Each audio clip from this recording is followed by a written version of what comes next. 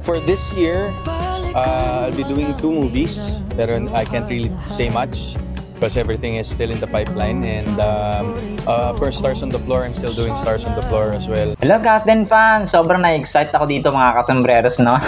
Kung napakinggan ninyo, 2 movies yung aabangan natin, no? Sa kay Alden. Tapos, may isa pa ditong nag-post pa talaga siya ng tambalan ng Kathleen, mga kasambreros. Hello Love Forever daw ang title.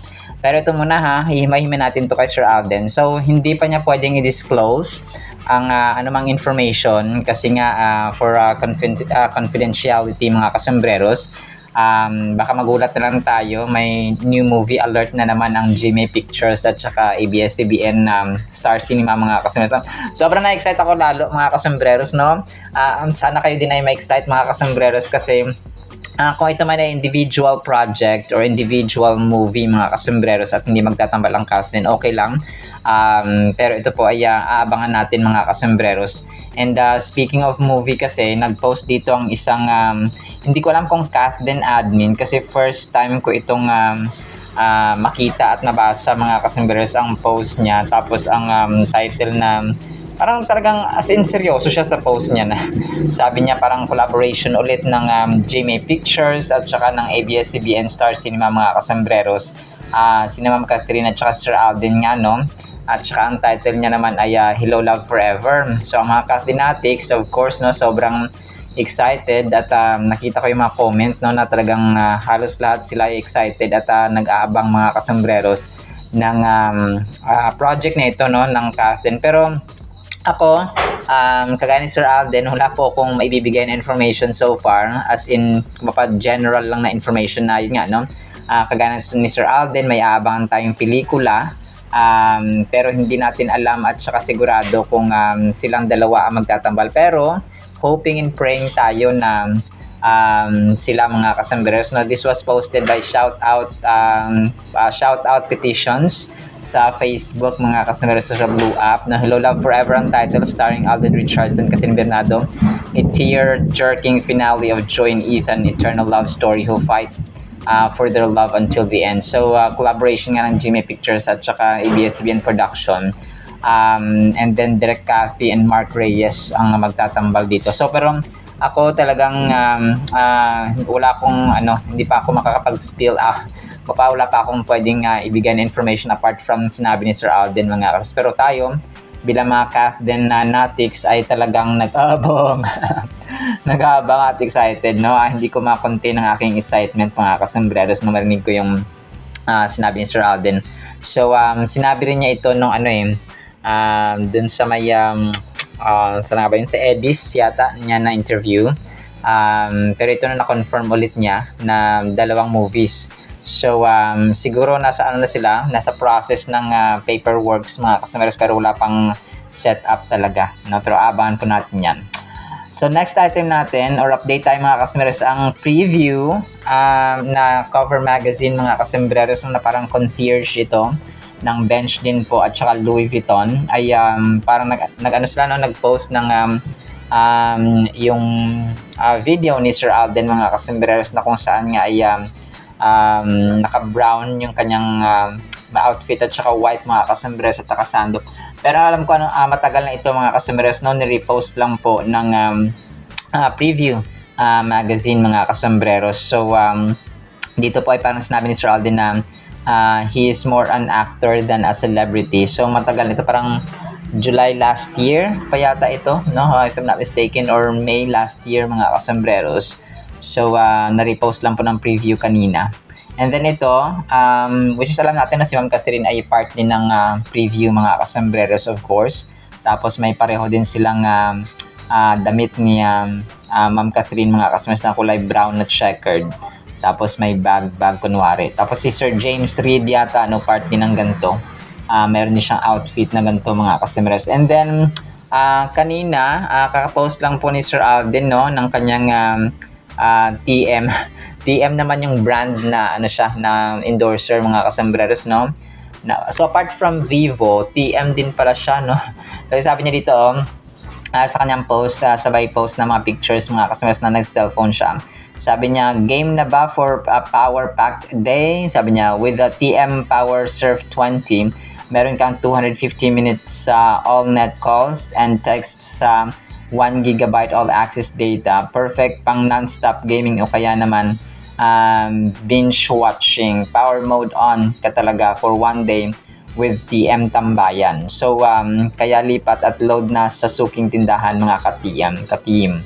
So, si Ma'am Catherine ay TNT, no, alam natin, at saka Realme, no, talagang bongga. So, ibang level talaga ang labanan dito kasi TM, tapos yung isa Vivo, tapos yung isa TNT, tapos isa pareho silang dalawa ng cellphones, mga customers na brand. So, ibang level ang inyong phenomenal box office king at phenomenal box office queen, mga kasembreros. And then part din ng kanyang Instagram story, mga kasembreros, itong Sting na billboard, mga kasembreros, parang nadaanan niya na siguro na ibang feeling kapag nakita mo yung sarili mo sa billboard na dati ay pangarap lang niya, mga kasembreros. So hataw ang galaw sa mind at body, Sting, no, ni Pops Alden, mga kasembreros. So iba yung iba yung impact kapag dati pangarap mo lang ngayon ay nakita mo yung sarili mo sa billboard, mga kasembreros. And then ito, part ng kanyang Instagram story, si Ma'am Aubrey Carampel, no, na showbiz reporter din po, no, ng GMA, mga kasembreros, sa 24 oras. So sabi niya dito, man who mattered or men who matter, people Asia, woman who don't ang kulit niya pa dito, ang caption niya, man who don't matter, sabi niya, congratulations Alden Richard 02, men who matter 2025. So close din ito sila, mga kasembreros, no. Sino ba naman hindi maka-close dito kay Sir Alden na sobrang bait at sobrang down to earth, mga kasembreros. And then ito, next item natin, so dito nag-post ng isang Catherine admin, medyo bata-bata pa si Ma'am Catherine dito, mga kasembreros, no. Chichay days niya ito, mga kasembreros, na kung saan nga ay parang connected dyan ang next item natin. So, sobrang cute, no? Natural ang kanyang ganda. And then ito, next item natin, so connected dyan, no? Itong family picture ng Bernardo family, mga kasembreros, na kung saan ay ang caption dito actually sa post ay natural ang mga ilong nila. Hindi ritokado at ritokada kasi picture ito ng kasal ng ate niya, mga kasembreros, no? Na kung saan ay kasama niya ang Mama Min at saka ang Papa Ted niya, mga kasembreros, ang kuya and ate and all. So naka-violet siya, naka-violet sila, mga kasembreros, no, bilang bridesmaid. Pero syempre, no, medyo matagal na ito, no, throwback lang ito, mga kasembreros. Kasi nga na-post na ng isang admin na sa mga nagbabash at saka nag-iintriga ng kanyang ilong na ritokado, ritokada, etc. Na ito pa ang patunay na kumapa natural at walang halong siyensya, mga kasembreros, at procedure ng rhinoplasty ang ilong ng Bernardo family kasi nga nasa lahi nila. Kasi si Mami Min, no, parang dun si dati Papa Ted din, ganun, mga kasembreros, so parang naghalo. So nasa genes talaga o nasa lahi nila, mga kasembreros, ang matatangos ang ilong. Alright, so actually sa ating captain items siya, so let's be excited sa mga next chapters ng ganap ni Phenomenal Box Office King at Phenomenal Box Office Queen. So hoping and praying talaga tayo na Kath din ulit na magtatambal para bilyones na naman ang income. So siguro babasagin na naman ito ang kapag sila ulit magtambal, no. Marinig ako parang nagtampuhan. So kung nagtampuhan man sila, mga kasembreros, not to the point siguro na magkakalimutan. Kasi never naman naging official na public na mapahinayag sa publiko na hindi kagaya sa Katniel na sila tapos parang awkward na kapag nagsama sila ulit. So hindi naman ganun. Unlike sa Katniel na kapag nagsama ulit parang awkward na, pero ang Kath din ay hindi magiging awkward kasi nga maraming mga admins, no, at saka mga fans ang umaasa pa rin, mga kasembreros. At yung records kasi nila parehong good Alam mong nagtutugma, mga kasembreros, at saka yung mga likes and dislikes nila ay nagtutugma, mga kasembreros. So talagang it's a matter of distance lang sa ngayon Pero hoping and praying na magtatambal ulit ang Kath din, mga kasambreros. Alright, so naman po sa ating caffeine items. Sana po ay pakinggan pa natin ang Word of God. Today is August 13, 2025. Wednesday na po. Blessed evening po sa bawat isa. At para po sa ating Word of God ay sobrang ganda po nito. Sana po ay pakinggan natin ang title, Sukat ni Jesus Christ. Ephesians 4 verse 7, But to each one sa atin of us, grace was given according to the measure of Christ's gift. Grabe mga kasambreros. Ito po ay sukatan mga kasambreros na ni Jesus Christ pero according sa kanyang grace. Grabe no? Kung susukatan natin at saka i-measure ba kung pa sa ating bigas ay takal, no? Takal. Ilang takal ang sayo? O ganito, 5 ganta, no? 6 na ganta. So, 6 na talop, no? 5 talop or salop mga kasambreros. So, ganun siya. But the measurement na pinag-uusapan dito at sinabi ni Apostol Pablo ay ang sukatan, no? At saka sukatan ni Jesus Christ pero according sa kanyang grasya. So, binibigay daw ni Jesus Christ ang grasya sa atin according sa kanyang measure pero regalo. Grabe, no? Yung grace, yung gift, parehong libre po ito mga kasambreros. Jesus Christ is the greatest gift. Grace, no? Si Jesus Christ ang greatest grace mga kasambreros, ang grasya. Yung hindi natin deserve mga kasambreros, unmerited favor.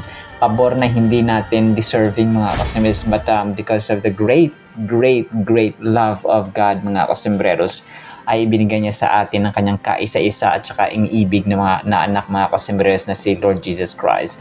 So ang verse na ito ay nag-highlight no, ng ating Panginoon na nag-grant, kumbaga pa nagbibigay sa atin ng grasya, no? According sa kanyang, according sa ating individual, tapos unique mga kasambreros na pamamaraan ng ating Panginoon. And grace can be understood as unearned favor, kindness, or blessings that flow from God to us. So yun ang sabi natin kanina, no? Unmerited, unearned. Wala kang ginawa para ibigay sa'yo. Kunwari, yung anak mo, trip mo lang bigyan ng ice cream or gusto mo lang bigyan ng regalo na bagong cellphone or bagong damit or lakihan mo ng konti ang baon. So, wala siyang ginawa. Parang grace mo lang yun mga kasambreros or love mo, out of love sa kanya. Kaya mo binigay yun. So, wala siyang ginawa. Iba kasi yung reward mga kasambreros sa grace. Ang reward, kailangan may gawin ka muna bago ka bigyan ng gantimpala or bigyan ng equivalent mga kasambreros. Parang premyo ba? So, ganun po siya mga kasambreros. Kunwari, no, sa isang kumpanya, bibigyan ka ng reward kapag meron kang ikaw ang highest performer, napakataas ng iyong grado sa school. So kung kaya meron kang award mga kasambreros, so sa kumpanya, sa eskwelahan, no, sa kung si normal ito mga kasambreros, kunwari may mga taxi drivers na nagsoli ng bag nung naiwan mga kasambreros sa kanilang taxi, tapos million pa lang halaga, may malaking halagang pera, pero sinuli nila mga kasambreros, so bibigyan sila ng reward. So ganun you've done something. So ganun po ang pinagkaiba ng grace mga kasambreros at saka reward, no, at saka award. So grace, no, it's like a precious gift that we receive not because of our actions but simply because of God's abundant love and mercy. So sabi niya dito, himay-himay natin mga kasambreros, ang lesson dito na pinakauna natin dapat malaman at dapat na isa pamuhay ay embrace your unique gifts. So meron tayong unique gifts mga kasambreros, meron tayong unique talents na ibinigay sa atin ng Panginoon.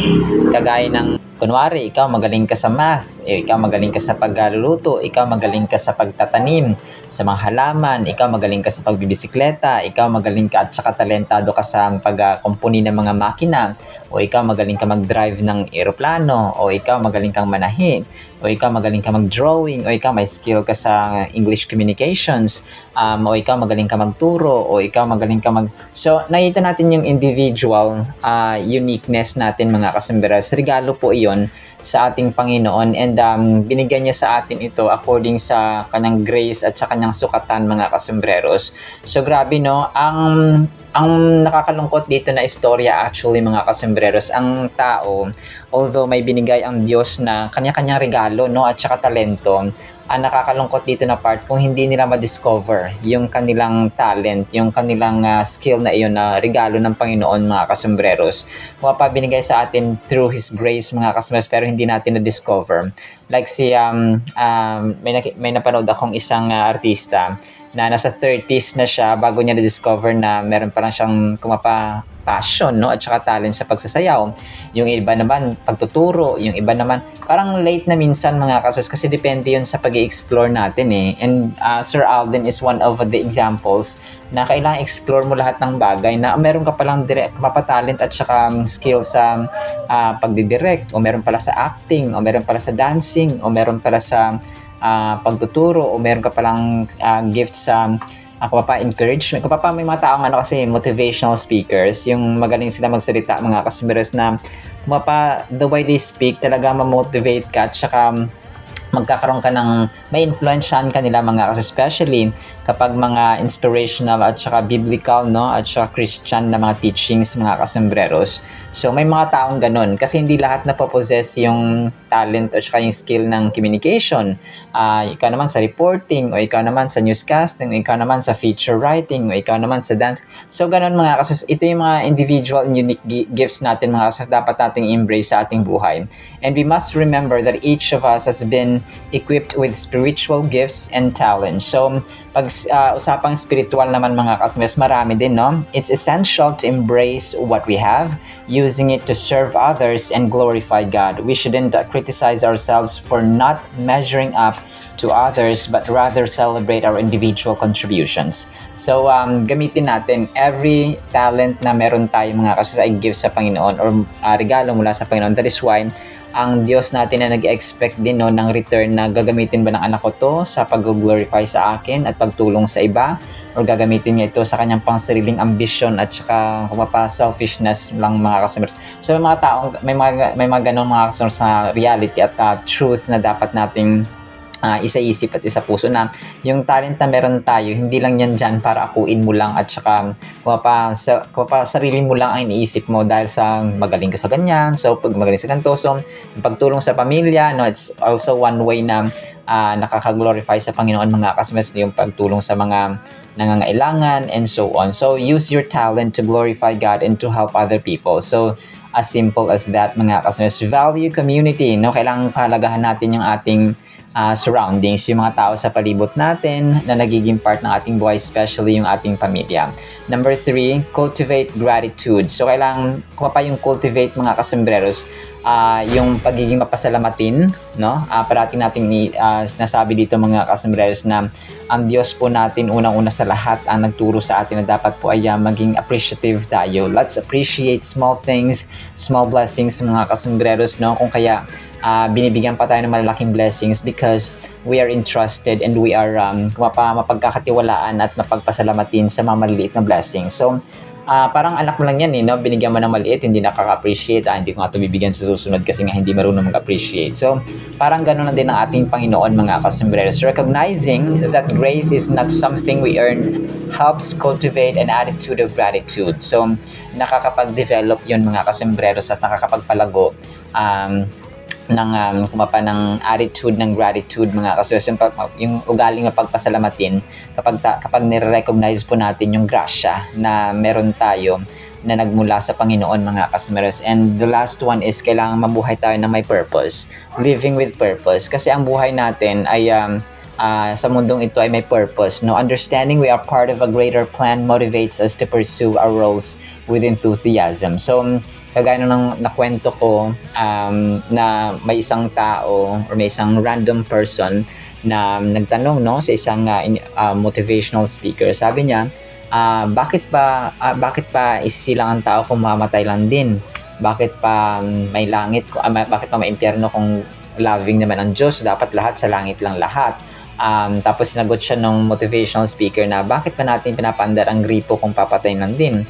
Bakit pa natin pinapaandar ang electric fan kung papatayin lang din? Bakit pa natin papandarin ng ilaw kung papatayin lang din? So, ang point doon, mga kasmeres, lahat tayo may purpose. Bibigyan tayo ng panahon, ng taon dito sa mundong ito so that we can serve and we can do our purpose. So, ganun kasimple, mga kasmeres. Kaya kung tayo po ay nabubuhay ngayon, so ibig sabihin may purpose tayo kung bakit tayo nandito. And the purpose is, yun nga, no, yung pinaka dakilang commandments, mga kasambreros, na love the Lord your God with all your heart, mind, soul, and strength. And then yung pangalawa ay mahalin natin ang ating kapwa kagaya po ng ating sarili, especially ng ating family, mga kasusun kapatiran sa church. Sorry po, talagang yung tuko ay sumasagot pa siya. So sorry po. So yun po mga kasambreros, dapat may purpose po tayo sa buhay, kasi makita mo talaga yung kaibahan kapag may purpose ang tao sa walang purpose, mga kasambreros. Napakahalaga po at napakaganda po ng usaping purpose, no? Kung kaya ako sa inyo, try nyo rin pong i-read or basahin po ang The Purpose-Driven Life po, no? Ni Pastor Rick Warren. Napakaganda po niya, no? You can use it, parang pwede siyang online, no? Or pwede rin siyang bumili kayo ng printed copy, mga kasambreros. Pero wala akong binibenta eh. So sa Amazon at saka sa Shopee or sa Lazada na lang po kayo bumili, mga kasambreros. So sa any online online shopping app, mga kasambreros. Alright, salamat po sa ating Word of God, ha. Nawa po ipagpalain po tayo ng pag-ibig, pananampalataya at pag-asa, at spirit of gratitude na mapagpasalamatin tayo dahil sa grace at sa talent na unique na ibinigay sa atin ng ating Panginoong Diyos na makapangyarihan sa lahat. In Jesus' mighty name we pray. Amen and amen. See you sa next segment, mga kasambreros. Paalam po. I love you.